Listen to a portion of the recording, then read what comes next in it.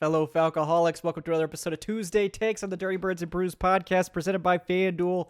It's Tuesday Takes with Tre'Shon Diaz, of course, at Trey3Sean. I'm your host, Kevin Knight, Falcoholic Kevin, and we are here to discuss finally a win, Tre'Shon. It's been over a month. Like, as it starts to get, I'm sure it's worse for the team and the players, but for us, covering the team, it's like water in the desert. It's like, geez, can you give me something nice to talk about for once? And a win against the Saints, always a welcome occasion. I'll never be too cynical to enjoy a win against the Saints.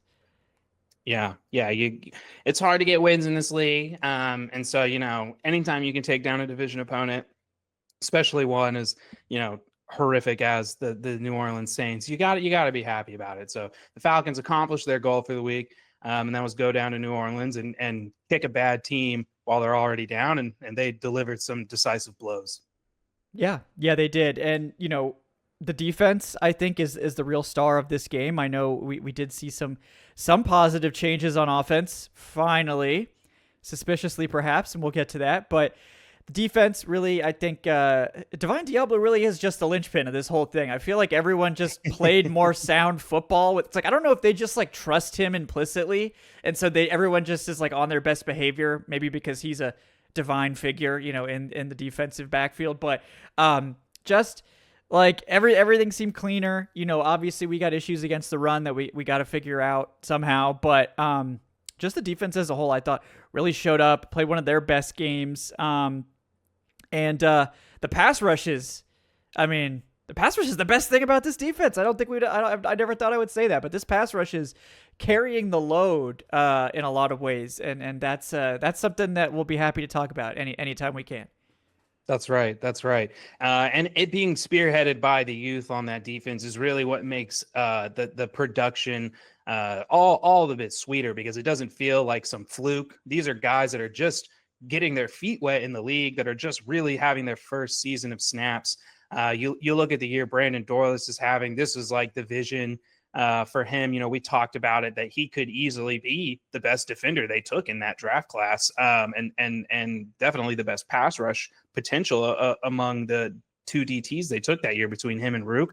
But we also saw Rook get on the board, get a sack as well. And I've got a theory, Kevin. I noticed this last week when I thought Rook had like a little breakout game in the run. He's ditched the sleeves. He no longer has the extra amount of nylon covering up those I don't know, man, the biggest arms is like on the team. It would seem like they're like 30, they're like 38 inches long and 38 inches around. The kid's a freak. And so it was really good to see him get that sack, because I think, Rook's been tasked with having to do a lot of dirty one-tech stuff, which isn't really his game. That kind of goes back to your point about, the run game needing to figure out some of those issues. Falcons need a legit nose tackle. But man, you gotta love the effort from the defense yesterday. Divine Diablo stepped in. I felt like that game ball probably should have gone to James Pierce. I'm not too critical of handing out the game balls. We're happy Divine was back. It was a really good day, and I think the Falcons, I think it's like they've had 22 sacks since week 9. They had 31 franchise sacks record. all of last year. It's crazy. Yeah, It's really impressive, and I think we called it going into the season that it's not just the scheme change with Jeff Ulbrich, which, I think we were both pretty sure this would be better than Jimmy Lake, no matter what. But it was the change to Nate Ollie, who, you were right on the Jay Rodgers hire. Like, why in the F would we hire Jay Rodgers? Like, this guy doesn't produce. There's been a lot of issues here. He obviously didn't make it past the first season. They bring in Nate Ollie, and a lot of these guys are people that couldn't even get on the field for Jimmy Lake, which is ridiculous also. That now they're all playing, they're all big contributors, and yes, like having the extra development time and a year under their belt helps, but like Brandon Dorlus looks like a demon. Rook Ororo's coming around, and he's probably going to be one of their most versatile players, and hopefully he doesn't have to play one tech. Maybe someday they'll get a one tech in here, a real one tech. But like every single one of them at this point, Rook and Dorlus and obviously Jalen Walker and James Pierce were both just huge contributors today as well. Even the old man Leonard Floyd getting involved. Yeah. So it's just this team is finally getting not just production, but development. And it's on an upward trajectory even as the season goes on, where like it looks like these guys are getting more and more comfortable. And I think in this game in particular, the biggest change to me was that they were actually able to get pressure with 4 at times against the Saints. We haven't really seen that much this year. I think that was a big development for them. Yeah, I agree. And I'll say, the Saints had a battered O-line for sure. We've seen the Falcons not take advantage of battered O-lines for years. If the Falcons have a battered O-line, they didn't give up 5 sacks yesterday. So you really like the progression that you see the team taking. Like you said, getting home with 4 is really the next step for them as a pass rush unit.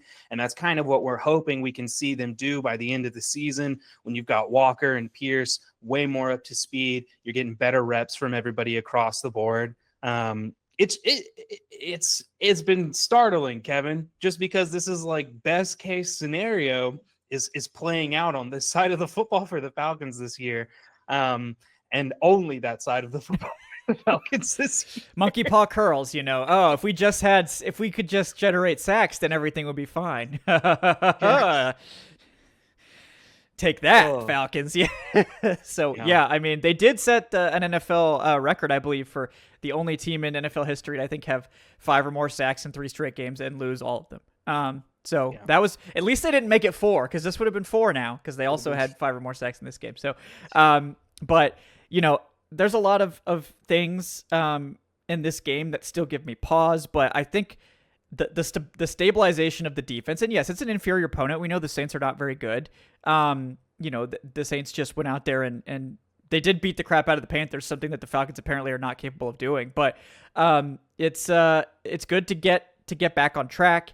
They're going to get another game against the Jets coming up here where they can hopefully continue to stabilize, and that'll be a test for the run defense most of all, before they have to take on the Seattle Seahawks, which that is the game that, everyone should have circled as like, even if they can beat the Jets and start to like stack a couple wins here, like if you can't beat the Seahawks, then this all comes crumbling down, because we're still 1 game away from elimination, more or less. So, a long season to go, and not any room for errors. But the way this defense has played, that's a big reason why this team, even with the offense scuffling for large sections of pretty much every game, including this one, they disappeared entirely in the third quarter. They ran 3 plays. It's the fewest plays they've run in the third quarter since 1991. Which might help them. They're a really bad third quarter offense. Maybe they should just not get the ball. A genius tactic, honestly, by the team. They're ball. like, we're just going to keep you guys off the field for this entire quarter if possible. Yeah, just like, we'll just run the clock. Don't want it. Get in the fourth quarter, it'll be much better. But critical, the defense being as good as they can be, and being at this, back in this top 10 level, and not like the 500 yards per game level they were the past 2 weeks.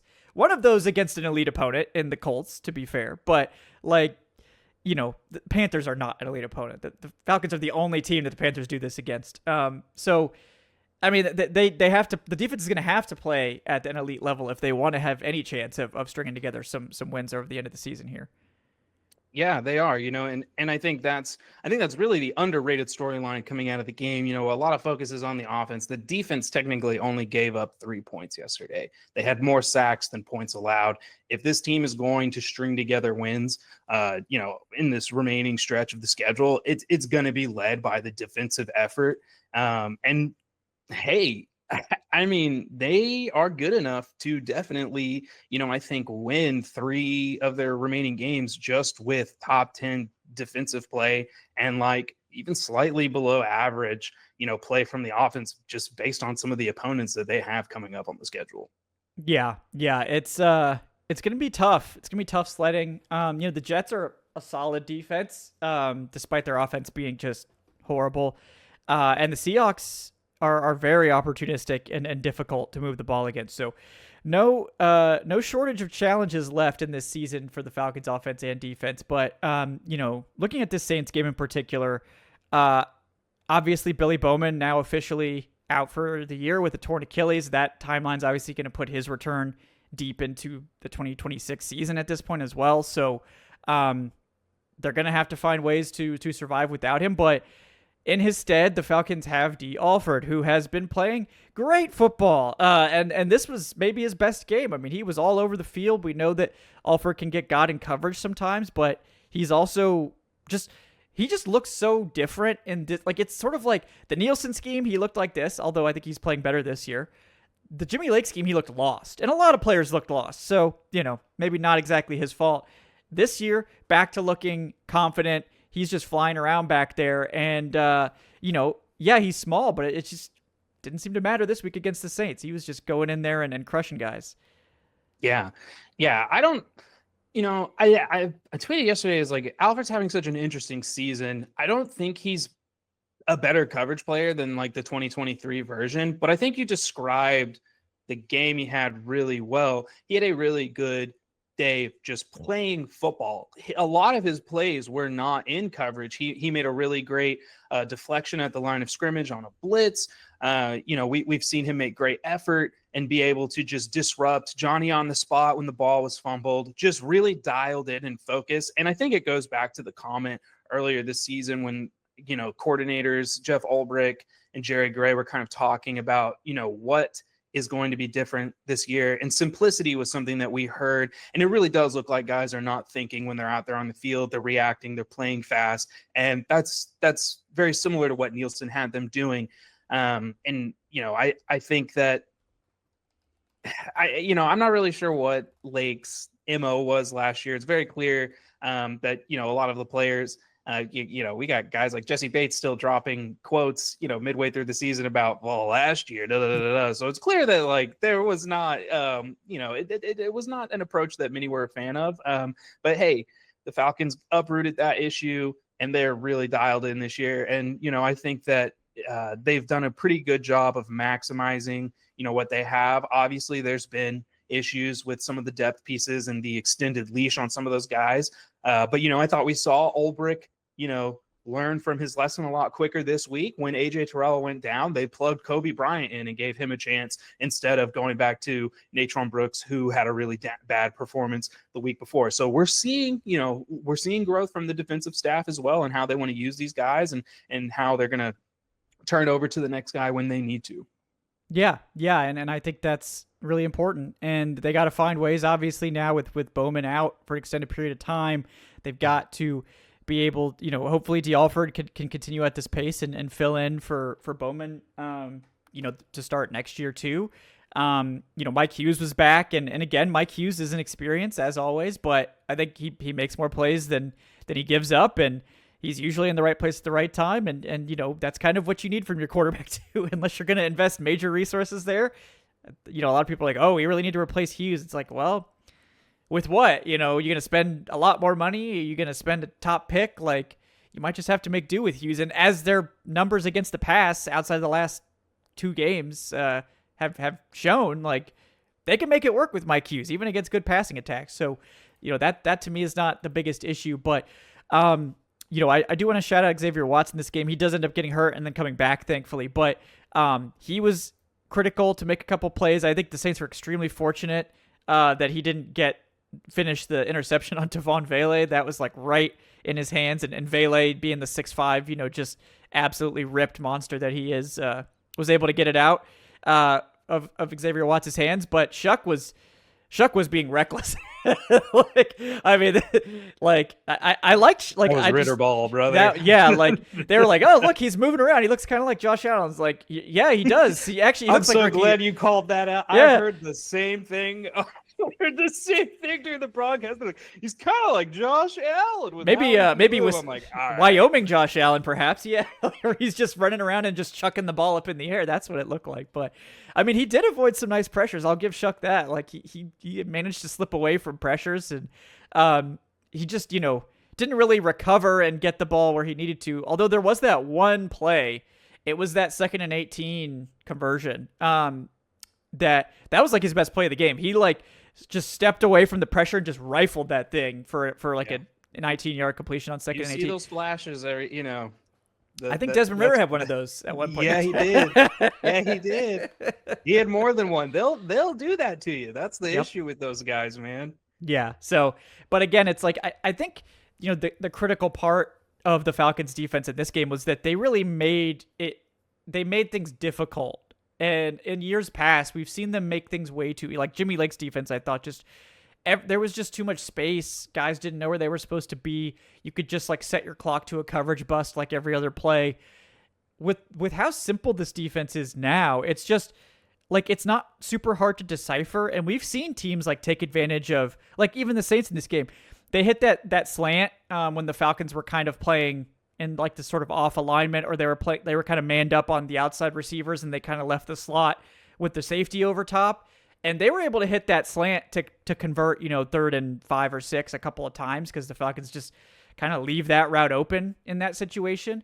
And the Falcons, that's going to be a possibility with this defense being pretty simple. You're not always going to be able to cover that, but they don't really give you a lot of big coverage busts or opportunities, and they're pretty much always going to have you speeding up your clock. And I think that's a critical part of this. If you're not going to confuse them or do a whole lot of, machinations and zone coverage on the back end, you need to be able to affect the quarterback in other ways. And I think their ability to just get the quarterback uncomfortable and speed up the clock and just throw stuff at them that they're not expecting, that, all the blitzing, all the not blitzing. Like, I think that's a big reason why this works, is that they never let the quarterback be comfortable. And that we've been waiting to see this for so long. It's just nice to see it in action for once.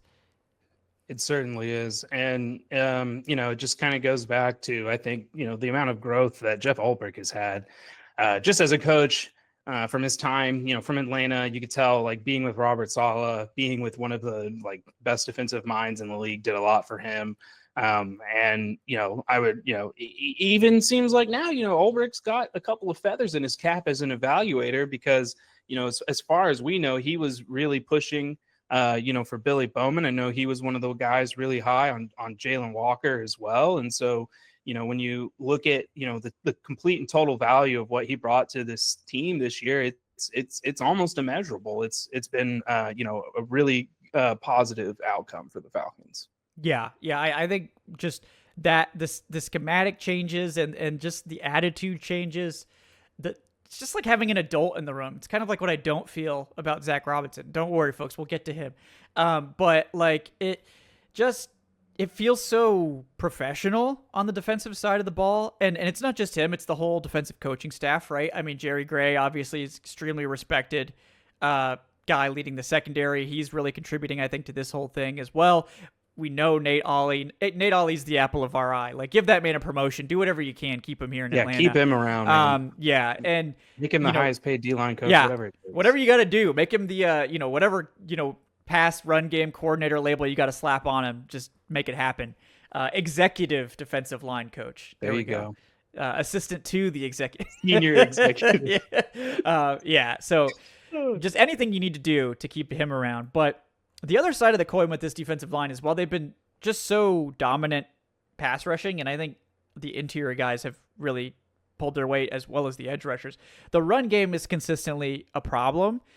Although I will hand it to them, they do seem to in 3rd and short or 4th and short, they just kind of get it together and just shut down runs in that situation. But against the Saints, and I think this was one of the mistakes the Saints made, is they kind of, and the Falcons also helped obviously by getting up by 2 touchdowns at one point in this game. But when the Saints were committed they had one drive where they just ran the ball. They were running with Taysom Hill. They were running with Devin Neal, and it worked. And they got all the way down to the goal line. They couldn't punch it in, which kudos again to the Falcons defense for that. And also for just a terrible snap that went all the way over Taysom Hill's head. And that helped in that regard. But what do they need to do, Tre'Shon? Because the run defense is a problem. I think it's really their only problem. Yeah. And is it as simple as adding a big one tech? Because most of the time when they get carved up, it is just running straight through those A gaps, where they just, whoever their nose tackle is, just can't really two gap those A gaps. And it seems like that's a problem. But what's your opinion on maybe how to fix the run defense, if it can be fixed this season? Yeah, I think Divine Diablo, I think the big difference that he makes is that he kind of limits the explosive runs. That's kind of where I feel like without him, we really saw the uptick in 10 plus yard runs, hitting this defense. And so he kind of helps cap, some of the issues that comes to that. So getting him back is I think going to be a big help. And it was a big help. In terms of like options for what they can do, regarding the interior this season, Sam Roberts was really their best, plan at attacking that. And unfortunately, he's hurt. LaCale London has filled in valiantly, but it's just not enough to get the job done. And so, yeah, if I'm the Falcons, I think they're really going to need to invest and look at adding, whether it's via the draft or free agency, a legitimate, run stuffing nose tackle, because at this point, the Falcons have what they need from a pass rush perspective. You can get away with, rolling out and rotating in a different group when you need to. And the Falcons are already, a really good by committee pass rush group. So, I think they go out and they commit to actually getting a legitimate, one tech in there for the foreseeable future. And that will help with a lot of issues. It's usually never as simple as just replacing a player or just adding one guy. But in this situation, I do think that it is, that simple. Yeah. I agree. And to people that say like playing a two gapping nose tackle in the middle of this like one gap scheme, this has been something that people have brought up to me, and I know the answer, but why, it can work, folks. Like you can have one guy two gap and have everybody else one gap. Like you can have multiple guys two gap and other guys one gap. You can have people blitz. Like you don't get too married to this idea that if you're playing a one gap scheme, everybody has to one gap on every player, everybody has to two gap or whatever. It's not like that. And I think it's very simple to set up a system where you have a two gapping nose in the middle of this. Like hybrid fronts are all the rage in the NFL. I think this is much more common than fans really realize. Yeah. And, I think that, you make a good point. It's never as simple as like it sounds. They're going to tell us it's a one gap scheme. It's going to be this or the other, but it's always a little bit more complicated than that. And, in this defense, the one tech would be the one that you would suspect is going to be two gapping in the A's there. Yeah. So it actually simplifies things for the linebackers. It can free up a linebacker potentially to play like coverage in the middle there, or just sort of spy the quarterback. Like I really like it kind of blows my mind that they don't have somebody like, I know they like the guys that they have. I know they like Taquan Graham. They ended up moving on from him because again, these guys are just playing so well. They just kind of didn't need him. But why do you think they haven't gone after like a big one tech? Is it just because they can't really part with any of these guys? They don't want to impact the rotations? Well, what do you think sort of the reasoning might be? Because unlike Zach Robinson, I actually think Ulbrich has some kind of reason for this. I'm just not sure what it is. I think this year it was kind of, they could only take so many bites out of the apple. We talked about it in the off season. They were pretty limited in terms of what they could do, free agency wise. And then when you're looking into the draft, I think the pick you could argue where it's like they could have probably taken a shot on somebody would be the pick they took with Jack Nelson. We'll see what Jack Nelson ends up, turning out to be. But I think it just kind of came down to they really wanted to address that secondary and those edge pieces more than anything. And I think that was a pretty good approach. I think they got a year ahead of the Jesse Bates decline.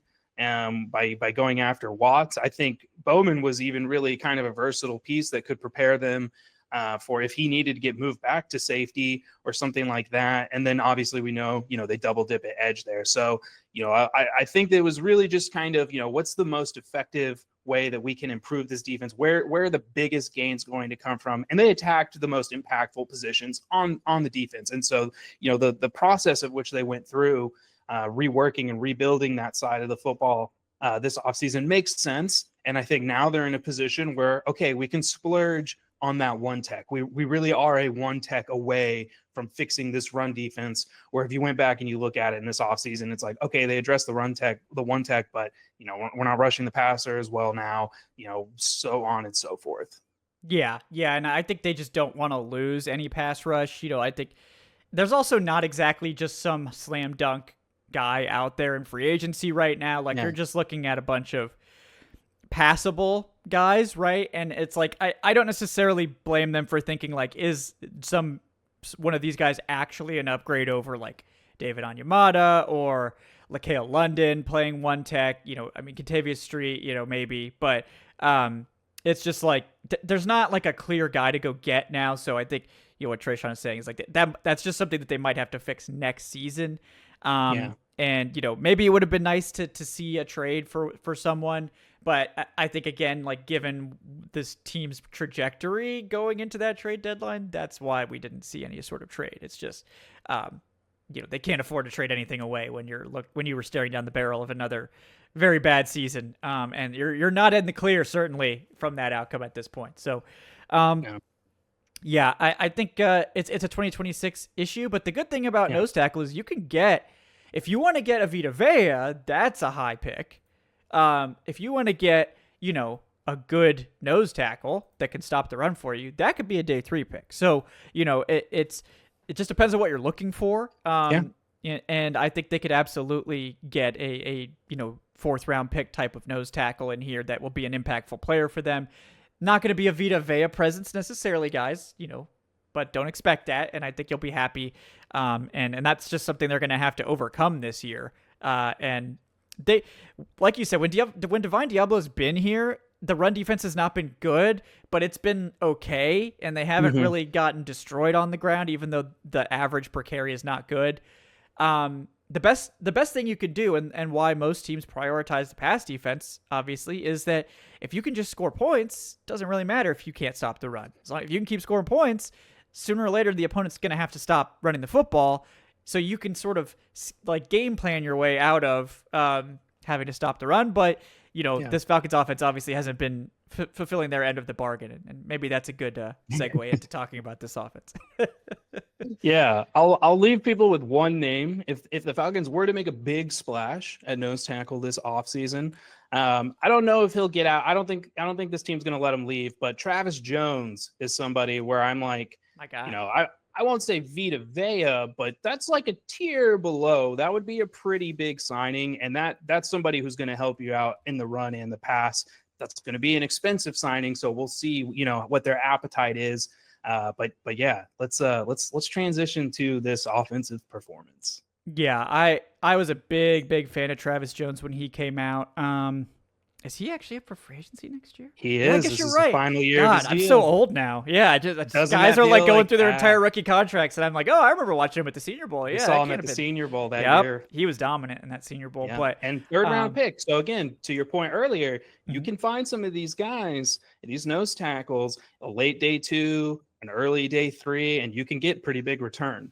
Yeah. And again, this is a spot I think where the Falcons could spend, because again, nose tackle specifically doesn't typically get crazy money. Now, you're probably going to have to pay someone like Travis Jones like $10 million or whatever still. Like, it's not going to be cheap, but if this was an edge rusher, this would be like $30 million or $25 million, because that's going crazy. Nose tackle has not been as crazy, and yeah, I love that call out. I think DJ Reader also will be a free agent. He's obviously more like entering the sort of later stage of his career. I think this is his age 29 or 30 season with the Lions, but he's someone I've always liked too.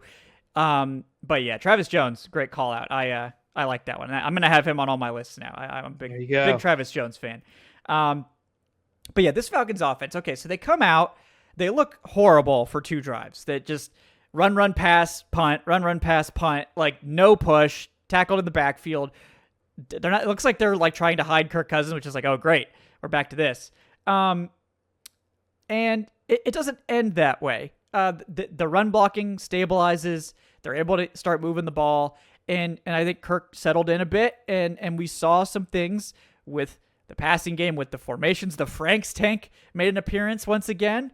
They pulled that out of retirement for Kirk Cousins. Wouldn't let Penix use it apparently, but they pulled that one out for Cousins. And just an odd game, Tre'Shon, where I like what I saw. I liked the play action usage. I liked the under center usage. I liked that they were taking shots. We saw them pass after a tight end motion. That's like the first time I remember seeing that this year. I have a lot of questions about it, but at the end of the day, I like what we saw. So there's a lot of trying to reconcile my feelings going on here. Yeah. Yeah, the Falcons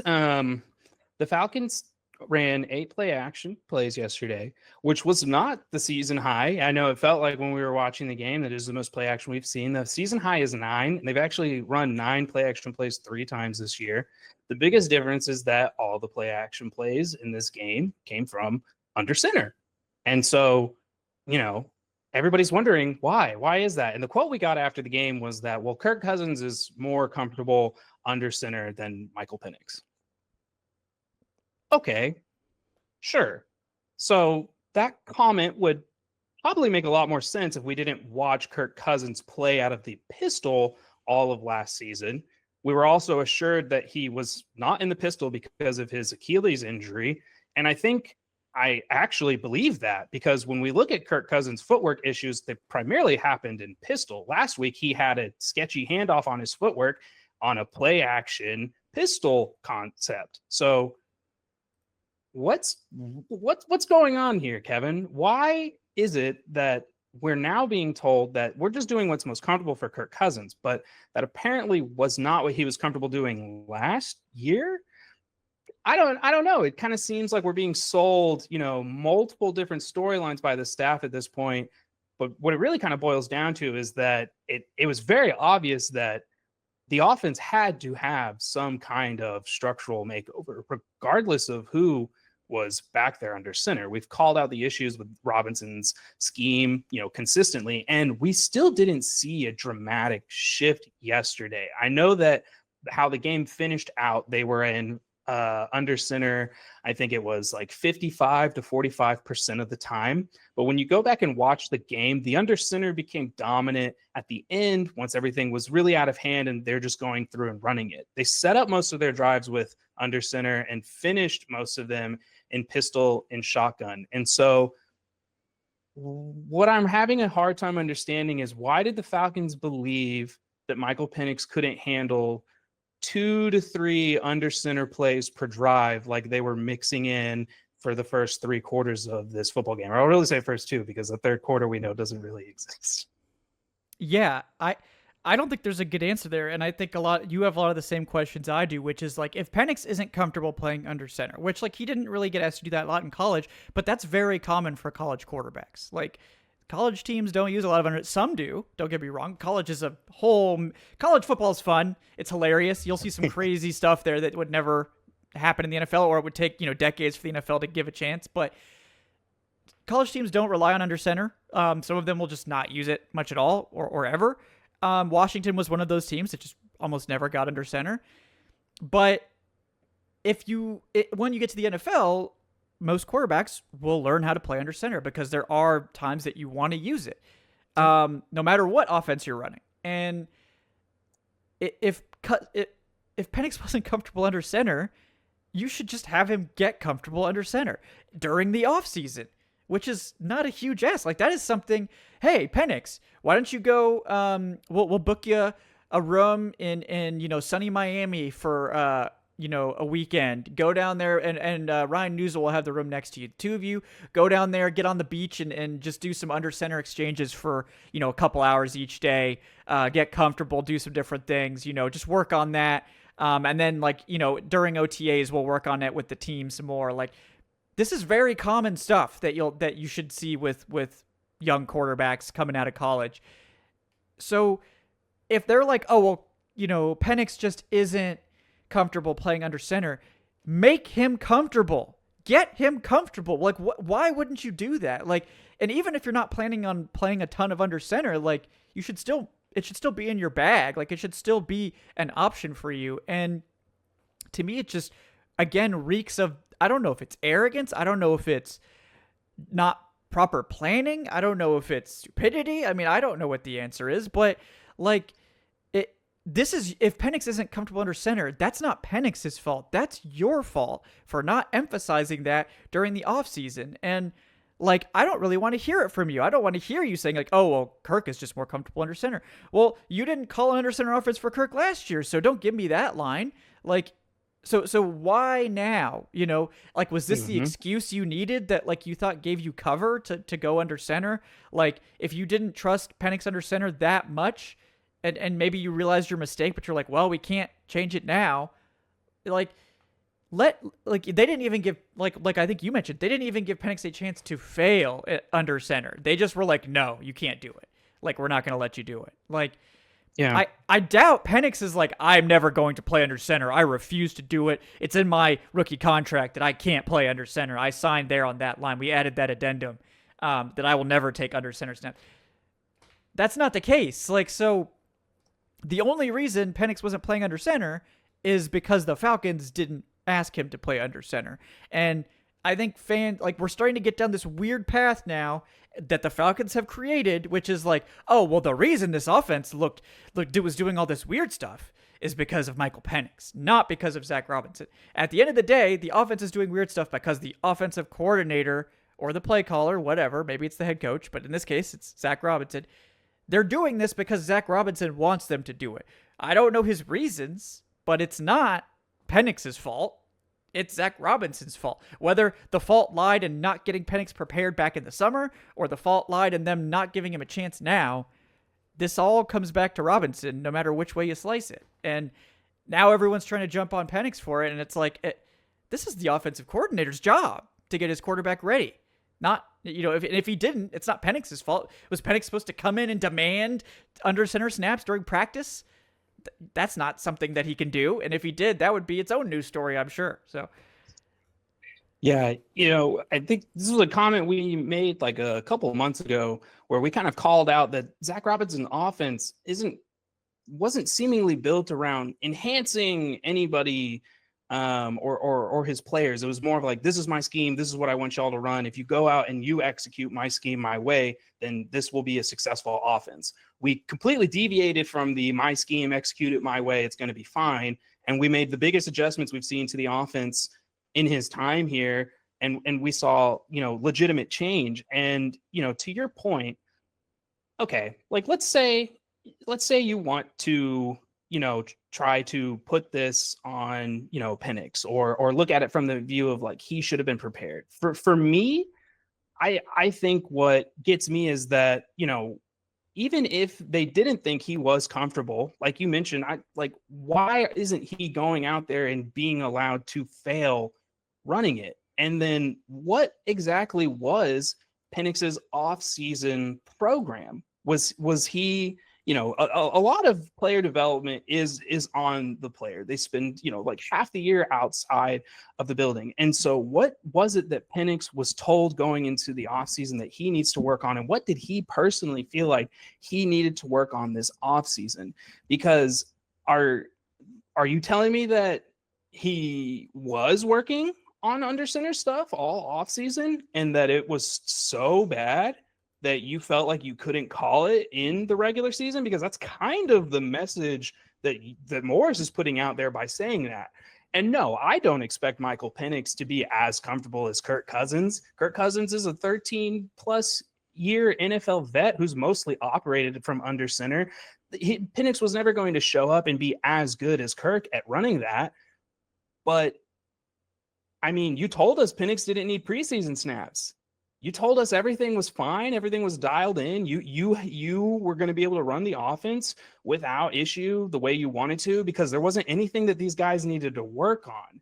And I think we've all kind of seen the issues in that, and not to dredge up the preseason reps debate, but Morris loses a lot of ground in that discussion when he makes a comment saying that his quarterback, isn't comfortable doing something. Well, he's going to have to work through that. And it's so frustrating because the Falcons are telling us that they've seen enough in practice to know it's not going to transpire well to the game.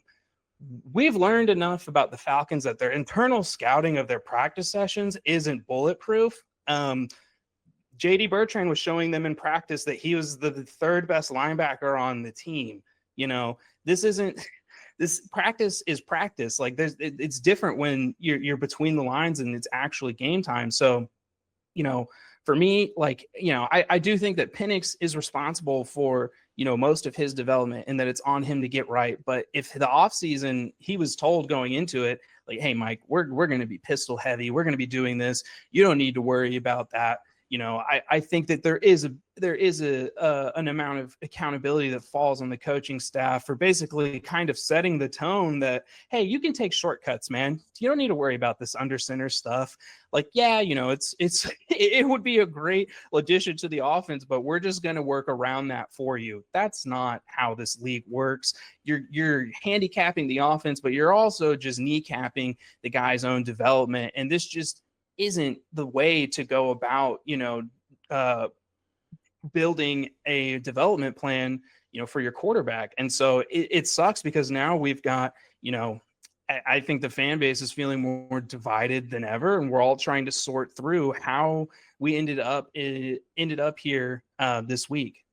Yeah. And again, I think it continues to come back to the coaching staff. And it's like, oh, well, we told Penix to work on this, and like, are you saying he blew it off? Are you saying that that's what I'm saying? Like, what are you saying? Like, did you tell him to work on it or not? And did he do it or not? Like, they're never going to reveal these things, but it's like, we're just tiptoeing around the issue here. And like, also it's up to the team to get the player ready at the end of the day. Like, you could tell guys to work on stuff in the off season, but we didn't see them running under center during training camp. We didn't see them. We never saw them during the preseason because they didn't play. Like, we can't say he failed under center. Like, that's the most damning thing about that comment is that, well, there's no film out there that really shows that he can't handle the kind of game plan you just rolled out. Like, it doesn't make any sense. Like, so you're saying just your practice evaluation is bulletproof. Yeah. And the whole, like, lack of play action. I think a lot of people are like, oh, well, now Kirk is just better at it. It's like, don't tell me Kirk's better at play action than Michael Penix. Michael Penix is one of the best play action passers in college football history. Go look it up. Go watch him rifle bombs downfield out of play action over and over and over again. Like, he's very comfortable in play action. So again, it's like, what scheme did we build here? Who was it for? I don't think it was for anyone. It was for Zach Robinson. And so this whole, like, oh, it's Penix's fault we didn't do this, or, oh, well, now that Kirk's here, we can do this. Like, I don't know if it's, I don't know exactly what the issue is, but to me, I think I don't know if it's a lack of confidence on Zach Robinson's part that he can't, like, coach up Penix to do these things. And now that Kirk's here, he's like, oh, well, I can trust Kirk, like, he's a veteran. He knows what he's doing, which again is, I think, just another reflection on him that, like, I actually don't know how to coach up a young quarterback. Like, I don't know how to get this offense, like, comfortable for him. I don't know how to make this work for him. But now that Kirk's here, oh, like, I can trust Kirk to do all that stuff. I don't have to do anything at all. So it's just, no matter how you slice it, I think this all comes back to Robinson. And certainly I want the offense to be good. So at this point, like, I mean, if they could, Kirk Cousins is going to be the starter the rest of the way. So if they can somehow luck into making this offense work with Cousins at the helm, and Zach has just decided that this is the impetus he needed to finally fix some of the glaring issues with this scheme, that's great. But we're going to always come back to these questions no matter what happens with Kirk Cousins. And I think it's just like blaming Penix and kind of weirdly throwing him under the bus after he just tore his ACL is just, it doesn't feel right. And I know it doesn't sit right with you either. Yeah, it just wasn't really kind of what I was expecting. And we'll see what the offense looks like for the remainder of the season. There's obviously a lot of factors that affected how they were able to play. How they were able to play the way they were. Drake London being out obviously influenced the 13 personnel usage. I don't think the Falcons were really that good in 13 personnel. The offense yesterday was like mostly competent, but it wasn't like blowing the Saints out of the water. There were, like you've mentioned, still stretches of just uninspiring play and play calls. So, we don't want to get ahead of ourselves because this was the 2-8, now 2-9 Saints who have traded off talent this year. They're in full rebuild mode. But you can't ignore the fundamental changes that we saw to the offense and the spotlight that has now put on Michael Penix, who is going to have to go through this recovery. And this is kind of something that I talked about when Penix got hurt. The thing that was most upsetting to me was the amount of time that he's going to miss just getting to work on his game, his footwork, all those things that we talked about that he needs to get dialed in. And now we're being told, oh, one of those other things is like he needs to be able to get under center because we think it's so bad that we didn't really call more than like 10 plays for him under center this year, which again, I just have a hard time believing that Michael Penix couldn't handle the additional 2 to 3 under center plays per drive that we saw the Falcons mixing in.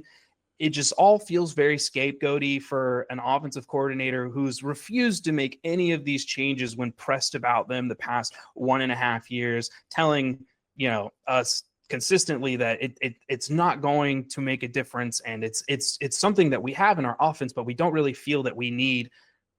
I don't know if this was the week where Morris was just telling Zach, like, hey, you got to change it. Doesn't matter. London's out, this, that, the other. Or if Zach finally just gave in and gave Kirk a bigger say in the game plan. Like he finally, we hear that the guys are really involved in what they do. This was the first week that it looked like Kirk Cousins was very involved in what the game plan should be. Yeah, I mean, we saw him go over to the sidelines. I didn't recognize the coach that he went to, but he went to the sidelines after a play, had a heated exchange with someone, and then stormed off looking frustrated. So it doesn't sit right with me. Like, I'm glad Kirk is taking charge. Like, first of all, I mean, good for him. Like he knows what he's doing clearly. But it's like Penix was never empowered to be able to do that. And also you should be setting this up so your rookie quarterback should never have to do those things, right? But like if Penix can't go over to the sideline and be like, hey, we're doing this wrong, we need to do this to fix something, like I think it's just another black mark against this offensive coaching staff that really to me just seems like it's so uninspired. The changes have been so few and far between, and even today, I don't think the scheme is anything special at all. I mean, yes, they scored 24 points. That's nice. Kirk Cousins. The kicker. Oh boy, we got Zane Gonzalez. We're gonna talk about Zane. We're gonna have a whole Zane segment. I'm in Zane for Zane at this point. So, that was a great throw from Cousins to Mooney. That was like the best Kirk Cousins throw I've seen in like over a year. So good for him. He still struggles to feel pressure. I've never seen a man so calm with like a pass rusher 6 inches from his shoulder. Like the man he's like the only, I can play it with total calm and I'll just pretend I didn't see Jake Matthews not see that other guy that was blitzing. And I'm just going to try to get this ball off. So props, I guess, to Cousins for that. But, we know like there are issues with Cousins, and when the Falcons go up against a good pass rush, they're going to be more magnified. And Cousins also fumbles a lot. We saw it again in this game. And that was one thing I think Penix did really well, is Penix didn't fumble. Like that man's got mitts. Or turn it over in general, really. Yeah. So I know this game went really well, and I do think this was probably Cousins' best game since his winning ways at the beginning of the 2024 season. I hope he continues to play well for the Falcons' sake, because he could play well enough to convince somebody else to sign him next offseason. Falcons can get a lot of money back. You can get $10 million back if someone else signs him. So we're hoping for that, obviously, but I want him to play well. I want the team to play well. I want all these guys to look good. It can't hurt, but I think people that are we've already gotten, and you always know what the priors were after a game like this, where it's like, oh, well, Cousins is clearly better than Michael Penix. After this game, it's like, how long have you been waiting to shit on Michael Penix? Have you just been waiting in the wings for years now? I'm just waiting for Kirk Cousins to come out and finally have a good game again. I also watched Kirk Cousins play 2 weeks ago, and it was god awful. So I think, for the same reasons I would say we don't really know about Michael Penix, I would say we also don't really know about Kirk Cousins. And I think anyone believing that there's going to be some sort of Cousins renaissance this year is getting ahead of themselves at this point. Yeah, I think the important thing to really remember about yesterday, and Cousins said it himself, is that was a team win. Cousins had under 200 passing yards, and 49 of his 199 came on a throw to Mooney, and I think another 30 came on a big screen to Bijan. So when you look at how things played out, the Falcons, I'm going to have to go back and look, but I know this is one of the few times this year where they had more runs than they had even dropbacks, like not even just pass attempts, but they had more runs total than they had even quarterback dropbacks. They had 27 to 29 rushes. They had 23 pass attempts total. This was not a game that was like won on the arm of Kirk Cousins. This was a game where you saw Bijan and Algier have a near 50-50 split. Bijan was averaging, 5 yards a carry, had a nice day. You saw, everybody able to get involved. Darnell Mooney, field stretcher, like we saw him be in 2024. That 49-yard reception is the longest touchdown reception to a receiver this year. And so it really was a better performance just kind of overall from the entire group. You could tell that they knew that if you come in and you play down to this level of competition, many of you are not going to be back this year. I'm still not sure how many are going to be back next year at this point, but that was one of the better overall performances we've seen from the offense this year. Yeah. I think it like I agree with that. I think it was a whole team win, and I think Cousins knows it too. After a pretty rough start, they got it together. The protection was better. The run blocking was significantly better in the second half. And the Saints defense is not bad. I mean, I think they're fairly average, maybe a little bit above average in some respects, but, it helped obviously that offense is quite bad. And then they lost Alvin Kamara after like a quarter. So, Devin Neal was no slouch though. Shout out to him. I thought he looked like a young Alvin Kamara on some of those catch and runs, but he did. This is a team win, but again, like before we get to the insanity, to close this show out, like I guess to me, like I will always enjoy a win over the Saints. I will celebrate it. I will hype it up. I will go trash talk Saints fans no matter what. And you guys should always do that. Like it doesn't matter what's going on. You can't ever be so cynical that you can't enjoy a win against the Saints. You got to cherish these no matter what. But this team still had the same issues, and a lot of those offensive drives that ended up going nowhere were derailed by false starts. 2 drives were killed by false starts. We had a false start on one drive that made it a 3rd and 6. They didn't convert. Then we had a drive where they had 2 false starts after a 3rd and 1 in a row to make it 3rd and 11. And then Kirk was sacked to make it even worse. So, like, and then, of course, like they executed a perfect end of half drive. Now, obviously, perfect maybe is too much because you didn't score a touchdown, but like perfect by those standards. Yes, perfect by these standards for sure. They get the field goal, that's great. And then at the end of the game, and it doesn't really matter, but in a lot of games it could matter a whole lot. You're just in position to just kick a field goal, and Raheem just stands there while the play clock ticks down. No one's paying any attention. He's not watching the play clock. The players aren't watching the play clock. Nobody seems to give a shit. And then they get delay of game and get knocked out of field goal range. Like, you kick that field goal, this game is officially over. Like, yes, it was 99% over with the 2 touchdown lead with like 4 minutes to go. But you kick that field goal to make it a 3-score game, it's 100% over. And you just throw that away for nothing. And that's what I'm saying. It's like, yes, they got to win over the Saints. Great job. But this is still not a well-coached team, and all the stuff with Zach Robinson that we were just talking about. The game management is still a problem, and the sloppiness with these penalties. Felipe Franks with another post-snap penalty on special teams. Like, this man is an inch from being cut. And as much as I love the Franks tank, shout out to the Franks tank. This man probably should be cut for that because this is ridiculous. Like, this is now, I think, the 3rd time he's had a post-snap special teams penalty. Like, yeah. This man is what? Like, who do you think you are? Like, that you can get away with something like this? So, I'm really concerned that this team has not fixed anything. They just got to beat the damn Saints, which, great, cool. You beat the 2-8 Saints. Congratulations. But we still saw everything. All the same problems are still here. Yeah, the field goal situation, that was a timely reminder of who they still are, who's still running the show, how they're still coached. They just can't get through a game without some kind of clock mishap, some kind of, execution error that just wipes points off the board.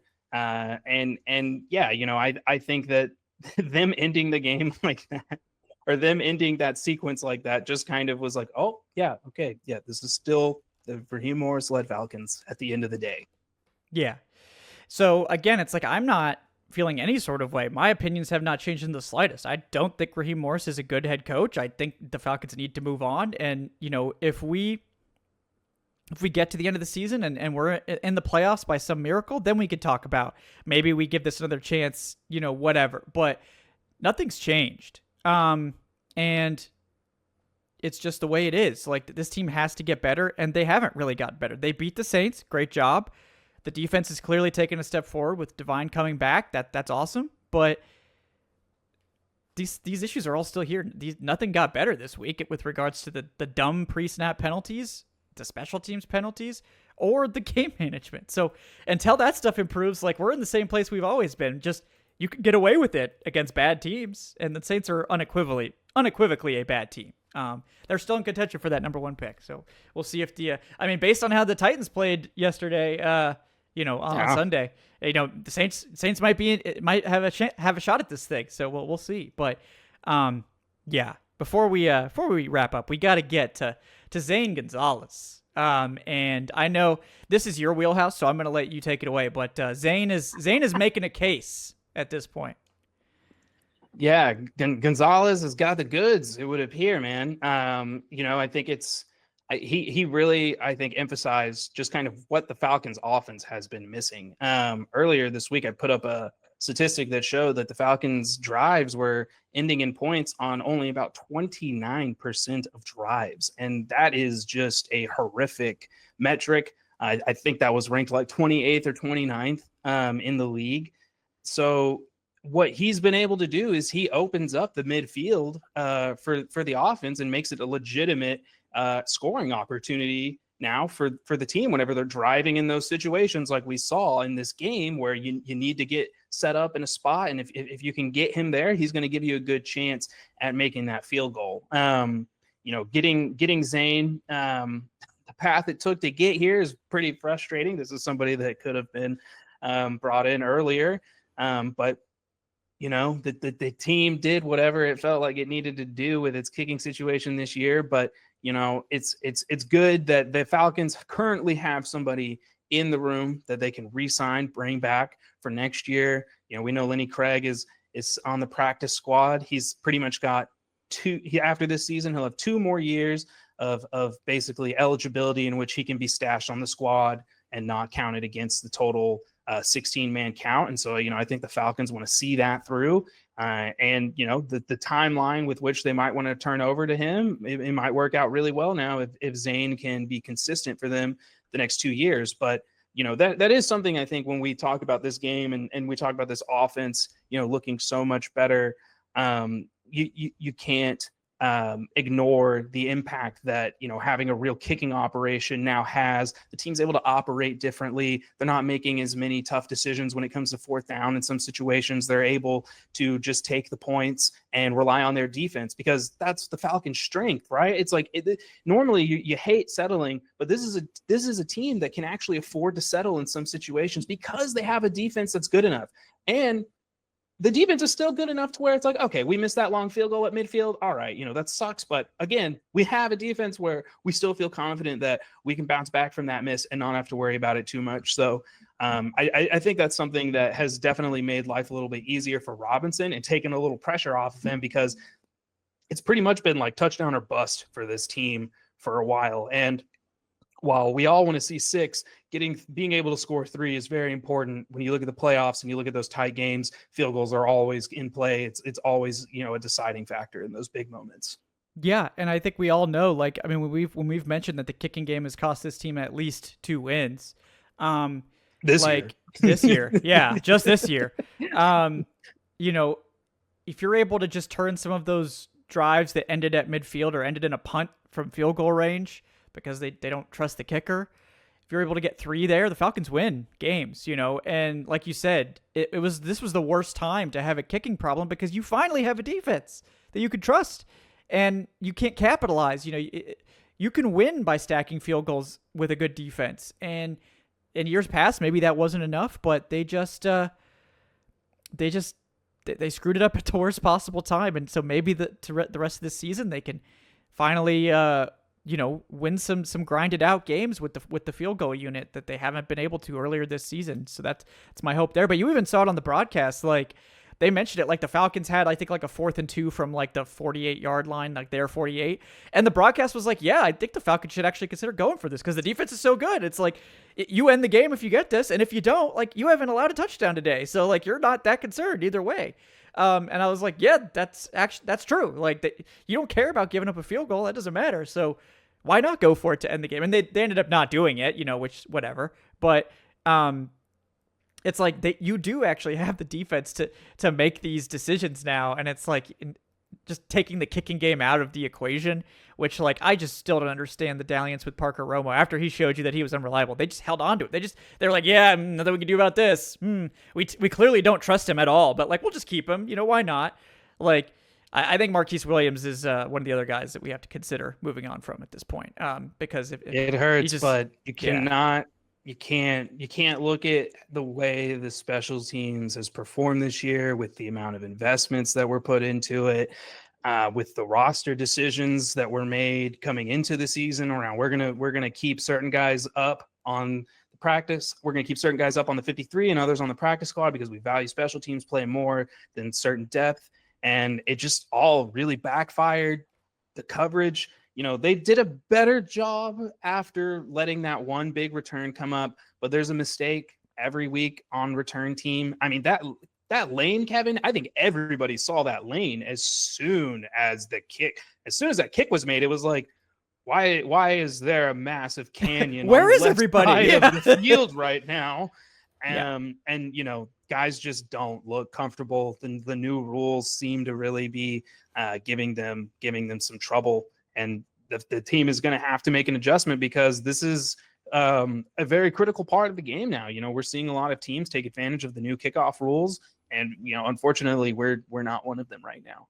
Yeah, Falcons are stuck in the past, which is a shame because I think we've all liked Marquise. I love how forthcoming he's typically been. It's a nice change from Zach Robinson. Marquise has always been willing to chat and explain his reasoning, and I certainly like him personally. But I think that the results speak for themselves, and I think it's it's sort of time to cut bait there, I think. But we'll see how the rest of the season goes. And ultimately, I love that you beat the Saints. Great job. I will always support winning football.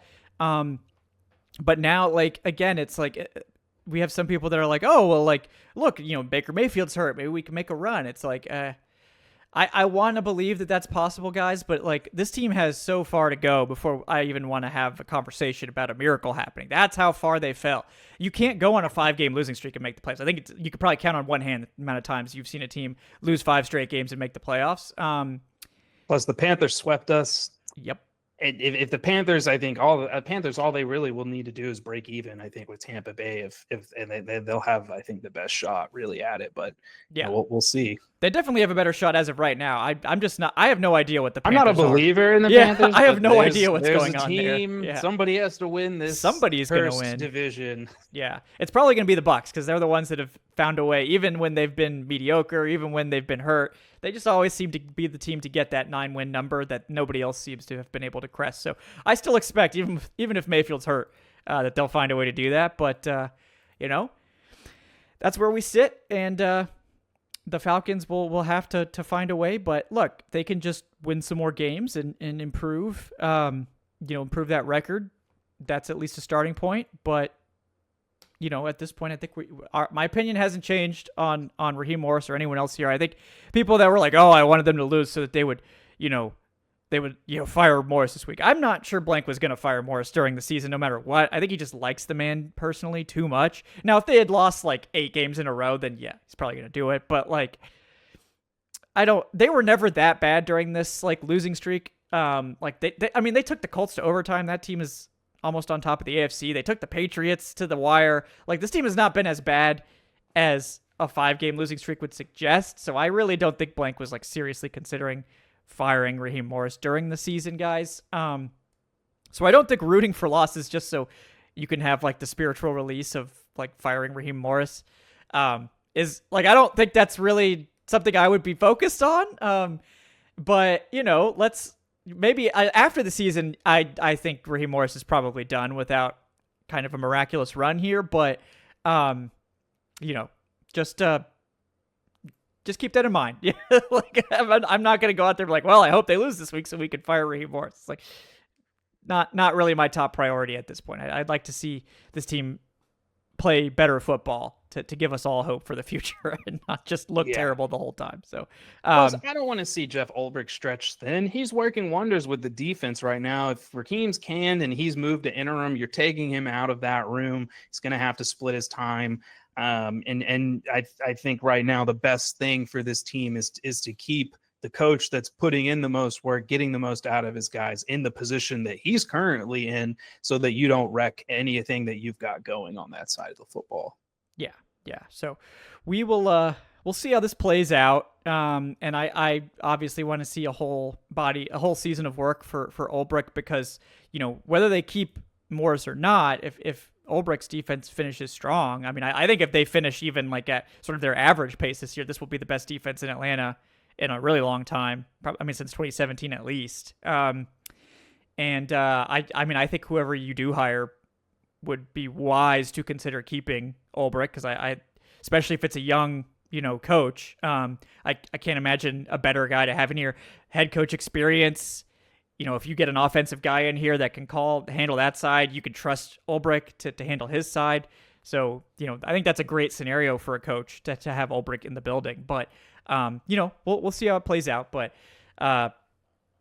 anything else you want to get to, Tre'Shon, before we wrap it up today? No, nothing. I think, you know, kind of like we said, you know, we're always happy with the Falcons win, especially over the Saints. Gotta put that win within context and see a little bit more from, I think, this version of the Falcons before we make any solidified takes about quarterback, future, this, that, or the other. Because, you know, again, this was a team that the Falcons should have easily beat. And you know, they were able to take care of business, but we got to see, you know, is this going to be sustainable? What are the Falcons going to look like when they're pressed in a game, when they have to score, when it's tight again, things like that. And we'll see. You know, they've got some tough opponents ahead. You're gonna have to play the Seahawks. You're gonna have to play the Rams. It's not an easy road here, and they're gonna get some good tests. I think the coaching staff and the remaining players on this roster, and we'll see how it all shakes out. Yeah, we will see. A lot of football left, some tough teams left on the schedule that will tell us a lot about this team. So, important things to note. Whether this team is competing for the playoffs or not, and like we've said, one more loss probably knocks you out. Two more loss definitely knocks you out. So, you know, I wouldn't be focused too much on that. If this team makes it back to 500, then I'll have a conversation about like, okay, the miracle, this is how we get there. But for now, let's just focus on maybe the defense playing well, seeing which players we could depend on going into 2026, and we'll leave the miracles for later in the year if we can. Let's beat the Jets, you know, first of all. Like, you know, let's make sure this team doesn't just immediately crap the bed again, because they've done that so many times this year. But guys, thank you so much, folks, for joining us here on Dirty Birds of Brews podcast presented by FanDuel. He is Tre'Shon Diaz at Trey3Sean, also at All Trey Phases if you want to get that content on YouTube, and it's also on the Twitters, Tre'Shon.io on Blue Sky. I'm Kevin Knight at Falcoholic Kevin. Make sure to check out thefalcoholic.com as well for all that great written content. And then if you want to help us out, you can give us a like, subscribe. We're trying to get to 10K subs by the end of the season. We're getting close to 9,100, so we're almost there. So if you guys want to help us out, appreciate that. And yeah, if you want to also help, if you're a podcast enjoyer, 5-star review on your podcast platform of choice goes a long way. If you want to support the show, patreon.com/Falcoholic Live or the YouTube channel memberships, that's great too. Truncated holiday schedule this week, so no live on Wednesday because it's the day before Thanksgiving. We're all traveling, but we will be back on Sunday for the post-game show. We'll have a game preview for you guys later this week as well, and then we'll be back to a normal schedule following Sunday's game against the Jets, and we'll take it from there. But guys, thank you so much for hanging out with us. We appreciate you continuing to watch during this pretty depressing season. We're all doing our best, but this team's not helping us out really. So we'll keep doing it. But until then, guys, thank you. Enjoy your holiday week. We'll see you next time on the Dirty Birds of Brews podcast. Have a great day, folks.